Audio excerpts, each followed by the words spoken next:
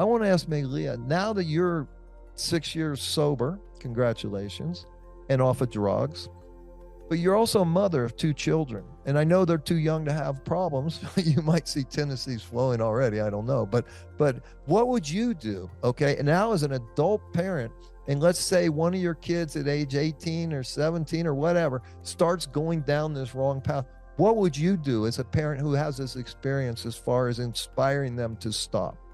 Well, okay, so I like what you said about the Kraft and Johnson method, and I just want to point one thing out, and this is something I would take into consideration when dealing with my kids, right? Because I definitely do see those tendencies with both my children, because both parents are addicts and alcoholics, right? With both of them, and I do really believe that it is a partially, it is partly hereditary. Yep.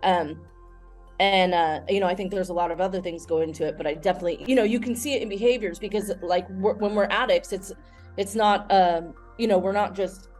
it's not about just using drugs, right? It's the behavior, it's the way that we think, it's the obsession and the compulsion. When something feels good, we want to continue to do it over and over and over again, right? At the expense of doing other things. And I see that in my children, right? So I'm kind of holding my breath, but, And while I like what you said about the Kraft and the Johnson method, right? 30% effective and 64% effective. I want to point out that it's effective with getting people into treatment. Exactly. I'd be interested to see the people that get into treatment, what the success rate is after they complete treatment. Yeah. Because that's a completely different story, right? We go into this bubble when we're in treatment, and we, they teach us about ourselves and all that stuff. But like the biggest issue for me, and I think for my children, would be to learn how to live and cope without constantly,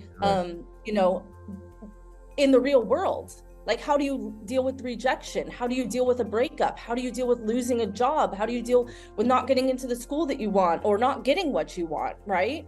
Yeah. Because those are all triggers. And I think sometimes our family can be our biggest trigger, right? For relapsing and getting loaded. So I'd be interested to see like the rates of effectiveness as far as the people that use that to get into treatment. It's great, right? Sometimes it's really easy to get into treatment.